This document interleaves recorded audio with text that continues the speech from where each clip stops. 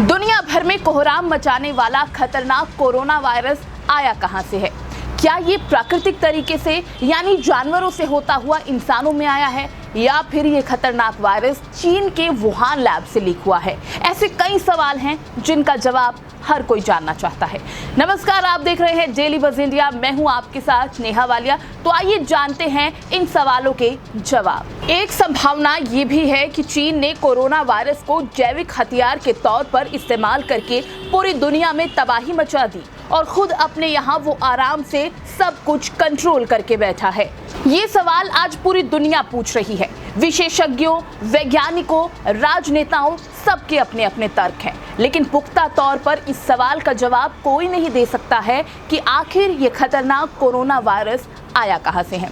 तो आज हम इन 3 अहम पहलुओं पर चर्चा करेंगे, विस्तार से जानेंगे। लेकिन उससे पहले आइए जानते हैं अमेरिका से आई इस बड़ी खबर के बारे में। खबर है कि अमेरिकी राष्ट्रपति जो बाइडेन ने देश के इंटेलिजेंस एजेंसियों को आदेश दिया है कि वो जी जान से जुट जाएं और 90 दिनों के अंदर बताएं कि कोरोना वायरस कहां से और कैसे फैला। बाइडेन ने यूएस नेशनल लेबोरेटरी से कहा है कि वो कोरोना वायरस का सच जानने में अमेरिकी इंटेलिजेंस एजेंसियों की मदद करें और 90 दिनों के भीतर जांच रिपोर्ट सौंपे। बाइडेन ने चीन से इस जांच में सहयोग करने की भी अपील की है। लेकिन क्या चीन सहयोग करेगा? और चीनी सहयोग के बगैर क्या दुनिया के सामने कोरोना वायरस का सच आ पाएगा? सवाल बहुत पेचीदा है, क्योंकि अभी तक कोरोना वायरस से जुड़े जितने भी खुलासे हुए हैं उनमें कोरोना से जुड़े हर सवाल की सुई आकर टिक जाती है चीन पर, जहां पर से ये वायरस फैलना शुरू हुआ। इसके बाद Italy, France, Britain, Bharat, Brazil समेत पूरी दुनिया में कोहराम मचाया है। लेकिन जिस चीन में ये सबसे पहले आया, उसे छोड़कर बाकी सब देशों में कोरोना ने लाखों जिंदगियां छीन ली।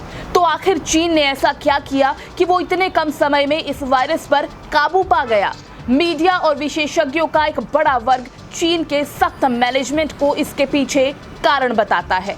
लेकिन ताज़ा खुलासे बताते हैं कि चीन वो इकलौता देश है जिसके पास कोरोना वायरस से जुड़ी सबसे अहम और ठोस जानकारियां थी। तो अब सवाल ये उठता है कि आखिर चीन के पास कोरोना वायरस से जुड़ी इतनी अहम जानकारियां इतने कम समय में आई कहां से? तो आइए चर्चा करते हैं उन 3 अहम थ्योरीज को लेकर जिनकी हमने पहले बात की। कोरोना वायरस प्राकृतिक तरीके से यानी जानवरों से होते हुए इंसानों में फैला। इस थ्योरी को कोरोना के शुरुआती दौर में सबसे ज्यादा स्वीकार्यता मिली। इसमें दावा किया गया कि चीन के वुहान स्थित वेट मार्केट में जानवर से इंसान में कोरोना वायरस आया और इसके बाद से पूरी दुनिया में फैलता चला गया। दूसरी थ्योरी में सामने आया कि चीन कोरोना वायरस का इस्तेमाल जैविक हथियारों के रूप में कर रहा है। द वीकेंड ऑस्ट्रेलियन ने चीन को लेकर ये खुलासा किया है। रिपोर्ट में चीन के एक रिसर्च पेपर को आधार बनाया गया है, जिसके आधार पर कहा जा रहा है कि चीन की सेना ने 2015 में जैविक हथियार बनाने पर चर्चा की थी ताकि वो दुनिया पर अपनी धाक जमा सके। अब तीसरी और सबसे ज्यादा चर्चित थ्योरी की बात करते हैं, जो है वुहान लैब लीक थ्योरी, जिसमें एक बड़ी घटना का जिक्र है। ये घटना चीन के ही यूनान प्रांत की है, जहां पर 2012 में 6 मजदूर बीमार पड़ गए थे। ये सभी एक खदान में काम कर रहे थे। इनमें से 2 की मौत जल्द ही हो गई थी, जबकि तीसरे मजदूर ने कुछ समय बाद अस्पताल में दम तोड़ा। बाकी बचे 3 मजदूरों में एंटीबॉडी डेवलप हो गई थी। ये सभी मजदूर जिस खदान में काम कर रहे थे, वहां पर बड़ी संख्या में चमगादड़ों की मौजूदगी थी। अब यहाँ से कहानी एक नया मोड़ लेती है। खदान में काम करने वाले मजदूरों के संक्रमित होने का ये मामला सामने आने के बाद चीन के साइंटिस्ट शी झेंगली को मामले की जांच का जिम्मा सौंपा गया। शी झेंगली बैट वुमेन के नाम से भी मशहूर है। ऐसा इसलिए क्योंकि इन्होंने चमगादड़ों पर काफी रिसर्च की है। शी झेंगली चीन के उसी वुहान इंस्टीट्यूट ऑफ वायरोलॉजी के डिप्टी डायरेक्टर हैं, जहां की लैब से कोरोना वायरस के लीक होने का अंदेशा जताया जा रहा है। खैर, बैट वुमेन ने खदान से नमूने लिए और जांच में जो वायरस पाया गया उसका जीनोम सीक्वेंस कोरोना वायरस से काफी हद तक मिलता जुलता था। कई रिपोर्ट में ये भी दावा किया जा रहा है कि शी झेंगली वुहान लैब के वैज्ञानिकों की उस टीम का नेतृत्व कर रही थी जो कई किस्म के वायरस पर काम कर रही थी। या फिर यूं कह लें कि की प्रयोग चल रहा था, जहां पर अलग अलग वायरसेस को इकट्ठा करके एक खतरनाक वायरस बनाने की तैयारी चल रही थी। शी झेंगली की इस रिसर्च को यूएस से फंडिंग मिलने की भी बात अब पुख्ता तौर पर सामने आ चुकी है। इस रिसर्च को फंडिंग करने वाले इन्हीं लोगों ने लैब लीक थ्योरी को बार बार खारिज किया, और अगर यहाँ पर वो ऐसा नहीं करते तो सवालों की सुई उन पर ही आकर रुकती। ब्रिटिश पत्रकार और लेखक निकोलस वेड ने कुछ ऐसा ही दावा किया है।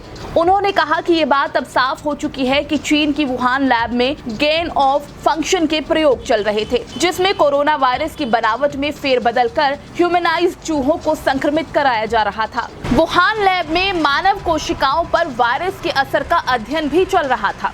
निकोलस वेट की माने तो 9 दिसंबर 2019 यानी चीन में कोरोना का पहला केस आने से करीब 22 दिन पहले डॉक्टर पीटर डासडेक ने एक इंटरव्यू दिया था। पीटर डासडेक अमेरिकी संस्था इको हेल्थ अलायंस ऑफ न्यूयॉर्क के अध्यक्ष हैं, जिसने चीन के वुहान इंस्टीट्यूट ऑफ वायरोलॉजी के वायरस पर रिसर्च के लिए फंड मुहैया कराया था। अब इंटरव्यू पर लौटते हैं।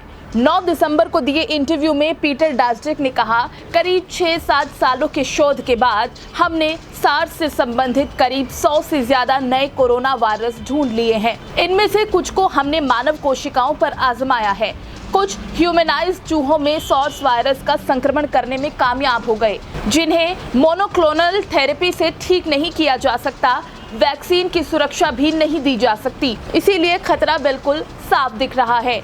मतलब गेन ऑफ फंक्शन, यानी अलग अलग वायरसेस पर चल रहा ये प्रयोग पूरी दुनिया पर भारी पड़ा।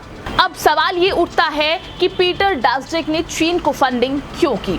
जवाब ये है कि अमेरिका में इस तरह के शोध पर प्रतिबंध है, लेकिन चीन में इस तरह के प्रयोग पर, शोध पर किसी भी तरीके का कोई प्रतिबंध नहीं है। इसीलिए चीन के वुहान में इस खतरनाक वायरस पर काम चल रहा था, जिसका नेतृत्व शी झेंगली कर रही थी, जिन्हें हाल ही में चीन ने सम्मानित भी किया है। इतना ही नहीं, द वॉल स्ट्रीट जर्नल ने अपनी रिपोर्ट में ये दावा भी किया है कि वुहान लैब के 3 रिसर्चर नवंबर 2019 में ही कोरोना से संक्रमित हो गए थे, जबकि चीन ये दावा करता है कि उसके यहाँ कोरोना वायरस का सबसे पहला केस 30 दिसंबर 2019 में आया। यानी मतलब साफ है कि चीन की वुहान लैब से ही कोरोना वायरस निकला। बहरहाल सच चाहे जो भी हो, लेकिन इतना तय है कि अमेरिकी राष्ट्रपति ने 90 दिनों की जो डेडलाइन अपनी इंटेलिजेंस एजेंसियों को दी है, उसके बाद चीन के झूठ से पर्दा जरूर उठेगा और दुनिया को ये पता चल जाएगा कि क्या वाकई ही ये खतरनाक कोरोना वायरस चीन की वुहान लैब से लीक हुआ था या फिर नहीं। कैसी लगी आपको हमारी ये स्टोरी? कमेंट बॉक्स में जरूर बताएं और डेली बज़ इंडिया को सब्सक्राइब करना ना भूलें।